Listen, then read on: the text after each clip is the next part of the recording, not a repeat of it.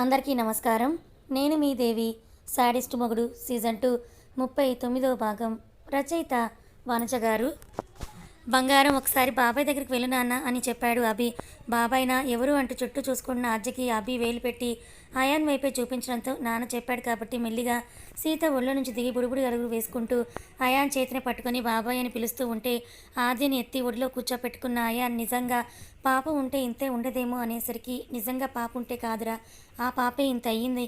కానీ సూర్యదేవర ఆద్య అని నువ్వు ప్రాణం పోగొట్టావని అనుకుంటున్నావు కదా. లేదు, your always best doctor Jitendra గారి విషయంలో. నా విషయంలో కూడా సక్సెస్ అయ్యావు.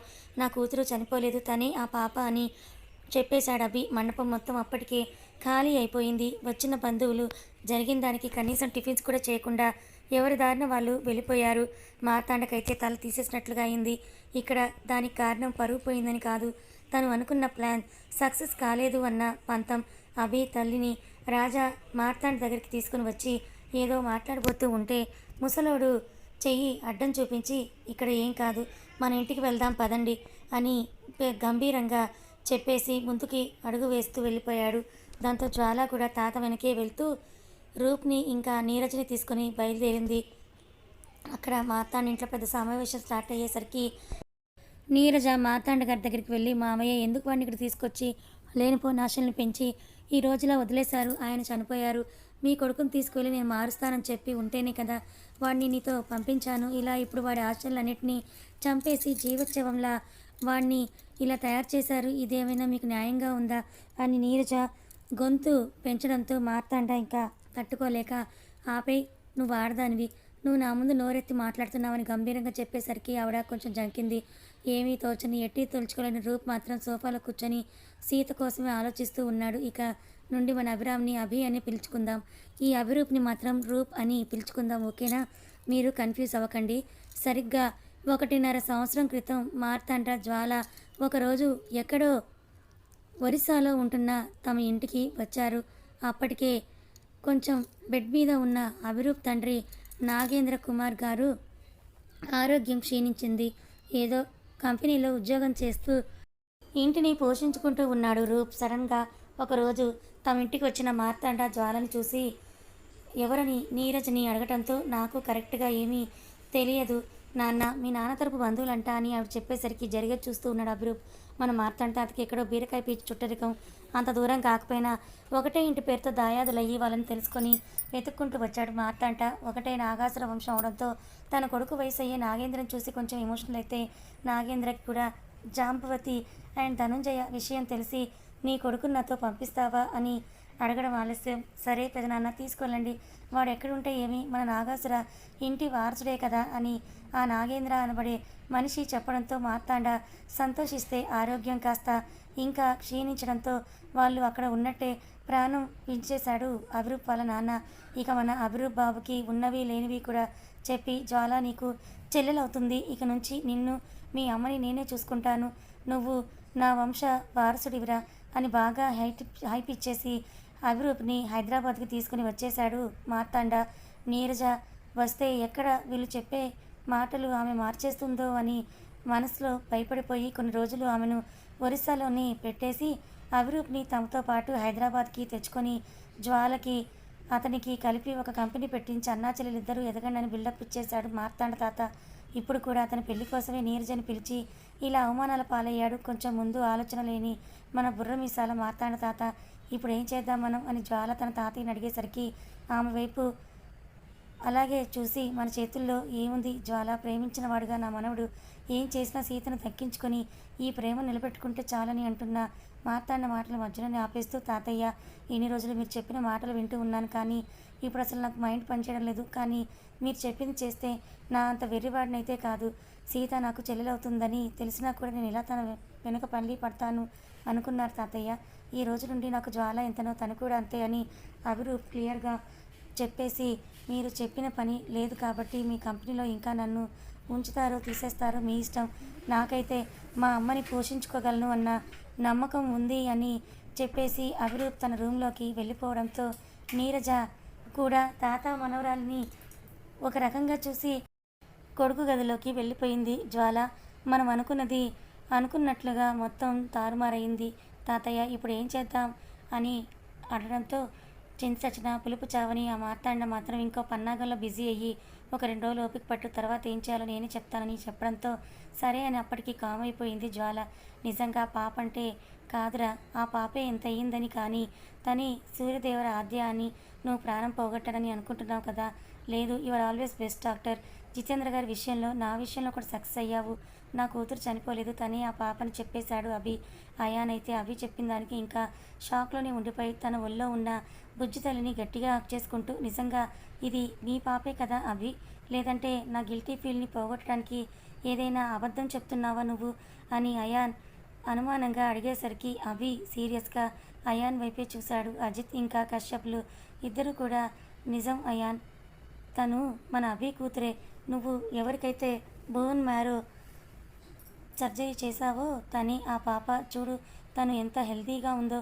నువ్వు అనుకున్నట్లుగా పాప చనిపోలేదు, తను బ్రతికే ఉంది అని అంటూ, నీ ఆపరేషన్ సక్సెస్ అయింది. Your 100% perfect as a doctor అని అజిత్ కూడా చిరు కంటితడితో చెప్పడంతో అయాన్ ఆనందానికైతే అసలు అవధులే లేకుండా పోయాయి. ఏంటి, తను డాక్టర్ అని అనిపించుకున్నందుకు కాదు, కానీ తన వల్ల ఎక్కడ కోల్పోయి ప్రాణం కోల్పోయిందో పసిపాప అని అనుకున్న పాప ఈరోజు తన కళ్ళ ముందే బుడుగుడు అడుగులు వేస్తూ ఉంటే అయాన్కి చాలా సంతోషంగా అనిపించింది.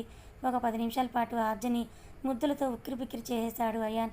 కాసేపటికి ఏదో మైండ్లో తట్టడంతో వెంటనే కశ్యప్ ఇంకా అజిత్ వంక చూసి, పాప బ్రతికే ఉందని మీకు ఎప్పుడో తెలుసు కదా అని సీరియస్గా అడగటంతో ఇద్దరు కళ్ళు నిలువుగా ఉప్పుతూ ఉంటే అయాన్కి కోపం వచ్చి, మరి నాకు ముందే ఎందుకు చెప్పలేదని ఉడుక్కుంటూ అడిగేసరికి, పాప ఫాదర్ పర్మిషన్ లేకుండా ఇంకెలా చెప్పనరా అని అంటూ నవ్వుతూ, అభి నీకు సర్ప్రైజ్ అన్నాడు, అందుకే ఎవరు ఏమీ చెప్పలేదని వాళ్ళిద్దరూ చెప్పేసరికి ఈసారి అయాన్ అభి వంక కోపంగా చూస్తూ, చనిపోయిందనుకున్న పాప ఎలా బ్రతికింది, అసలు నీకు వీళ్ళని పిల్లలని ఎలా తెలుసు అని అయాన్ అందరి వంక చూసి చెప్పాలా అన్నట్లు అజిత్ వైపు చూశాడు అభి. కానీ అజిత్ ఇప్పుడు ఎవరికి ఏం చెప్పాల్సిన అవసరం లేదు, సమయం వచ్చినప్పుడు అన్నీ బయటకు వస్తాయని చెప్పడంతో అభి కూడా ఎందుకు లేని సైలెంట్ అయిపోయాడు. మమ్మీ నా రూమ్ అలాగే ఉందా అని చిరునవ్వుతో అభి కౌశల్ని అడుగుతూ ఉంటే ఆమె చిరుకోపంగా చూస్తూ, మీరు ఎప్పటికీ నీట్గానే ఆంటీ క్లీన్ చేస్తూనే ఉన్నారు, నువ్వున్నా లేకపోయినని కశ్యప్ చెప్పడంతో సీతకి తనకి ఎలాంటి బ్రహ్మముడి లేనందువల్ల చక్కగా తన రూమ్కి వెళ్ళిపోయాడు అభి బాబు. ఆదిత్యని కూర్చోపెట్టుకున్న సీత ఎక్కడికి వెళ్ళాలో తెలియక అక్కడ జరుగుతున్నది తనకి ఏమీ అర్థం కాక అందరి వైపు ఒక అయోమయంగా చూస్తూ ఉంటే జాహ్నవి తన పక్కన వచ్చి కూర్చుంది. అక్క అంటూ జాహ్నవి సీత చేతులను పట్టుకొని చాలా ఆప్యాయంగా పలకరిస్తే చిన్నగా నవ్వి ఊరుకుంటూ, నీకంటే నేనేం పెద్దని అవ్వను, నా పేరు సీత, అలాగే పిలువని సీత అంటూ ఉంటే, లేదు ఇప్పుడు వెళ్తున్నాడు కదా, తను నాకు మేనమామ కొడుకు బావవుతాడు, మరి ఆయన భార్యవి నేను అక్క అనే కదా పిలవాలి, నాకేం ప్రాబ్లం లేదు, నేను అక్క అని పిలుస్తాను జాహ్నవి అనేసరికి సరే అని సైలెంట్ అయిపోయింది సీత. ఈ ఇంట్లో ఉన్న వాళ్ళందరూ కూడా ఎవరెవరు ఏమవుతారు కొంచెం చెప్పవా నాకు, వీళ్ళ మాటల్ని బట్టి నాకు అసలు ఏమీ అర్థం కావడం లేదు, చాలా కన్ఫ్యూజన్గా ఉంది అని సీత జాహ్నవిని అడగటంతో జాహ్నవి చెప్పడం స్టార్ట్ చేసింది. అదిగో ఎదురుగా ఉన్న ధనుంజయ్ ఫోటోని చూపించి, ఆయన మా మామయ్య, అభిరామ్ బావ వాళ్ళ నాన్న, కౌసల్య మా అత్తయ్య, ఇక కశ్యప్ అంటే అభిబావ ప్రాణ స్నేహితుడు అని చెప్పొచ్చు, తనను నువ్వు అన్నయ్య అని పిలవచ్చు, ఇంకా మానసి తన వైఫ్, ఈశ్వరి అండ్ జితేంద్ర మా అత్తయ్య మావయ్య, అజిత్ మా హస్బెండ్, ఇక అయాన్ బ్రదర్ అని చెప్పింది. కనీసం ఫంక్షన్ హాల్లో అంత రచ్చ జరుగుతున్నా అవి సీతను పెళ్లి చేసుకుని వచ్చినా కూడా ఎక్కడో ఒక మూలన ఉండి చూస్తూ చూడనట్టు నిలబడిపోయిన సుబ్బు ఇంకా గాయత్రి గురించి ఏమాత్రం సీతకి చెప్పాలనిపించలేదు జాహ్నవికి. అందుకే వాళ్ళ గురించి చెప్పకుండా సైలెంట్ అయిపోయింది. కౌసల్య జానకిని ఒక గెస్ట్ రూమ్లోకి తీసుకెళ్ళమని జాహ్నవితో చెప్పడంతో ఆమెని కిందే ఉన్న గెస్ట్ రూమ్లోకి తీసుకువెళ్ళింది జాహ్నవి. ఆదిత్య కూడా సీత వెనకే వెళ్తే బుడ్డది మాత్రం హాల్ మధ్యలో నిలబడి చుట్టూ అన్నీ కూడా పరిశీలిస్తూ ఉంది. పొద్దున్నే లేవడం వల్ల ఆదిత్య తల వాల్చేస్తూ ఉంటే నిద్రకొచ్చాడు ఏమో అని అనుకుని తన ఒంటి మీద ఉన్న నగలన్నీ తీసి ఒక బాక్సులో పెట్టేసి ఆదిత్యని గుండెల మీద పడుకోబెట్టుకుంది సీత. అలాగే జో కొడుతూ ఉంటే వాడు మాత్రం హాయిగా సీత గుండెల మీదనే నిద్రపోయాడు, నిద్రలోకి జారుకున్నాడు. అంతలో సీతను ఒక ఆలోచన చుట్టుముట్టడంతో, ఇందాక అయాన్కి చెప్పిన దాన్ని బట్టి వీళ్ళిద్దరూ నిజంగా ఏఆర్ గారి సొంత పిల్లలేనా? అంటే ముందు పెళ్లి జరిగిందా, ఆయనకి వేరే భార్య ఉందా, మరి నన్నెందుకు పెళ్లి చేసుకున్నాడు, ఆవిడ చనిపోయిందా, లేదా నా మీద ప్రేమనా, లేదా కేవలం పిల్లల్ని బాగా చూసుకున్నా కాబట్టి వాళ్ళకి తల్లి కావాలని పెళ్లి చేసుకున్నాడా అంటూ సీతను రకరకాల ఆలోచనలు చుట్టుముట్టడంతో మెల్లిగా కళ్ళు మూసుకొని బెడ్ డెస్క్కి ఆనుకుంది. సీత హాల్లో నిలబడి నడుము మీద 2 చేతులు వేసుకొని చుట్టూ చూస్తున్న ఆద్యని అందరూ అబ్బురంగా చూస్తూ ఉంటే ఆది అది మాత్రం నాన్న ఎక్కడా అని అంటూ అడిగింది కశ్యప్ని. మీ నాన్న ఇన్ని రోజుల నుండి తీసుకున్న టెన్షన్కి రెస్ట్ తీసుకుంటున్నాడు, కానీ నువ్వు ఇటు రావే కోడలి పిల్ల అంటూ కశ్యప్ పెళ్లి బట్టలు కూడా చేంజ్ చేసుకున్నామన్న ధ్యాస లేకుండా ఆద్యని ఎత్తుకుంటే కోడలి పిల్లన అంటే అని ఆద్య అడగటంతో నేను నీకు మామనవుతాను, వాళ్ళిద్దరు బాబాయిలు, తను నీకు అత్త అంటూ మానసిని చూపించి అందరినీ పరిచయం చేశాక చివరిగా కౌసల్య గారి దగ్గరికి తీసుకుని వెళ్ళి ఈవిడ నీకు నానమ్మ అవుతుంది అని చెప్పాడు కశ్యప్. ఆమె మీదకి దూకేసి నానమ్మ అని అంటూ అరుస్తూ ఉంది అని ఎక్స్పెక్ట్ చేసిన కౌసల్య ఆలోచనలని తిప్పికొడుతూ అయితే నేను ఇప్పుడు మా నాన్న దగ్గరికి వెళ్ళాలి, అక్కడికి తీసుకెళ్ళి మామ నన్ను అని అంటూ ముద్దుగా చెప్పింది ఆద్య. ఇది దీని నానపిచ్చి అని అంటూ కశ్యప్ నవ్వుకుంటూ చిరుకోపంగా అడుగుతూ ఉంటే మరి ఆ మాత్రం ప్రేమ ఉండదా? తన బోన్ మ్యారో ద్వారా నాన్నని బ్రతికించుకుంది, మరి జీవితాంతం కాపాడుకోవాల్సిన బాధ్యత నా చిట్టి తల్లికి ఉంది కదా అంటూ అయాన్ బంగారం మనం షికారుకి వెళ్దామా అని ఆఫర్ చేయడంతో బొడ్డది టెంప్ట్ అయిపోయి ఓకే బాబాయ్ అంటూ అజిత్ మీదకి దూకేసింది ఆద్య. ఒక్కదానిపై వెళ్తున్నావు, మరి ఆదిత్య వద్దా అని కౌసల్య అడగటంతో వాడు అమ్మతో వెళ్ళాడు, నిద్రపోతున్నాడు, నేను పోయి అన్నయ్య కూడా బొమ్మలు తెస్తానని ఆద్య అనడంతో అందరూ దాని ఆన్సర్కి షాక్ అవుతూ ఉండగానే అయాన్తో కలిసి బయటకు వెళ్ళిపోయింది. ఇక్కడ తన రూమ్లోకి వెళ్ళిన అభికి ఎన్నో జ్ఞాపకాలు చుట్టుముడుతూ ఉంటే గట్టిగా కళ్ళు మూసుకొని వచ్చి తన బెడ్ మీద పడుకున్నాడు. అప్పట్లో జానకితో చిలిపి గొడవలు, అల్లర్లు, సరసాలు, బాధ, ఏడుపు, ఆమెని అనుమానించడం ప్రతి ఒక్కటి తన గోడల్లో పదిలంగా దాచుకొని అద్దం పట్టినట్టుగా అభికి చూపిస్తూ ఉంది మన అభిరామ్ రూమ్. వాటన్నిటిని ఒకసారి నెమరు వేసుకొని సీతకి చెప్పాల్సిన సమాధానాలు చాలానే ఉన్నాయి, అవి ఒక్కొక్కటిగా క్లియర్ చేస్తాననుకుంటూ ప్రశాంతంగా కళ్ళు మూసుకున్నాడు అభిబాబు. గాయత్రి సుబ్బు దగ్గరికి వస్తే కశ్యప్ పెళ్ళికి ఏంటో ఈ బాధ, ఈ అనాథగాడికి ఇంత ఖర్చు పెట్టి పెళ్లి చేయడం అవసరమా అని అనుకుంటూ ఇప్పుడు సడన్గా ఇల్లు వదిలేసి వెళ్ళిన అభిరామ్ ఎవరినో పెళ్లి చేసుకొని వచ్చినంత తీసుకునేది కాదేమో, మళ్ళీ జానకి ముఖంతో ఉన్న అమ్మాయిని తీసుకొచ్చి పెళ్లి చేసుకొని రావడం గాయత్రిని ఇంకా షాక్లో పడిస్తే అప్పట్లోగా ఇప్పుడు వెనకేసుకురావడానికి అన్న కూడా లేడు అని తెలిసి తనతో తోక ముడిచి అల్లుడు దగ్గర చాలా జాగ్రత్తగా ఉండాలని ఫీల్ అయిన గాయత్రి నా కూతురు వద్దు, అల్లుడు అభి గురించి అసలే వద్దు, బ్రతకని రోజులు ఒంటి కష్టం తెలియకుండా హ్యాపీగా తిని వేసుకోవడానికి నగలు, కట్టుకోవడానికి మంచి చీరలు, వెళ్ళడానికి గిట్టి పార్టీలు ఉంటే చాలరా భగవంతురా అని రియలైజ్ అయిపోయి తన రూమ్లోకి వెళ్ళింది. ఆమెకి శిక్ష అంటే ఆల్రెడీ ఆ దేవుడే వేశాడు, తన కూతుర్ని అమ్మని చేయనీయకుండా. కానీ ఆ మాత్రం ఇంగితం కానీ భయం కానీ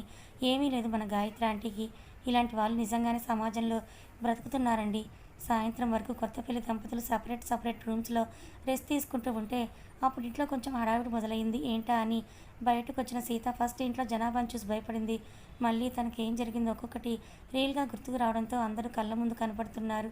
కానీ తన అమ్మ మేరీ మాత్రం చుట్టుపక్కల లేకపోవడంతో ఆమెకి ఏం జరిగిందని అభికి చెప్దామని ఫాస్ట్గా స్టెప్స్ ఎక్కే లోపే కౌసల్య ఆమెను ఆపేస్తూ నువ్వు అభి దగ్గరికి ఇప్పుడు వెళ్ళకూడదమ్మా, రాత్రి కార్యం ఏర్పాటు చేశాం, అప్పటి వరకు సపరేట్ గదులోనే ఉండాలని ఇటు సీతతో పాటు అటు మానసికి కూడా కౌసల్య చెప్పడంతో కార్యం అన్న పేరుకి సీత గుండెల్లో ఒక తుఫాను స్టార్ట్ అయ్యింది. ఇప్పుడు మళ్ళీ మన అభిబాబుకి సీతకి కార్యం చెయ్యాలా? అయినా మీకు ఒకటి గుర్తుందా, నేను కేవలం సీతకి జానకి పోలికలు మాత్రమే ఉన్నాయి అన్నాను, కానీ జానకిని సీత అని ఎక్కడా రివీల్ చేయలేదు కదా. అభి ఏమో జానకి అనుకుని సీతను పెళ్లి చేసుకున్నాడు, మరి ఇప్పుడు అసలైన జానకి అభి దగ్గరికి వస్తే ఎలా ఉంటుందంటారు చెప్పండి ఫ్రెండ్స్. కథ కొనసాగుతుంది. మరి నేను అడిగిన ఈ ప్రశ్నలకి మీరు కరెక్ట్గా గెస్ చేసి ఆన్సర్ ఇవ్వండి. మరి ఇన్ని రోజులు అభి ఏఆర్ ఒకరైనా ఇద్దరని కన్ఫ్యూజన్లో ఉన్నారు కదా. మరి ఇప్పుడు ఈ సీత నిజంగానే జానకినా, లేదంటే జానకి పోలికలతో ఉన్న మరొక అమ్మాయా? మరి ఇప్పుడు నిజంగా జానకి వస్తే అభి పరిస్థితి ఏంటని మీరు అనుకుంటున్నారు? గెస్ చేసి కామెంట్ చేయండి. కథ నచ్చితే లైక్ చేయండి, సబ్స్క్రైబ్ చేసుకొని ఛానల్ని ఫాలో అవ్వండి.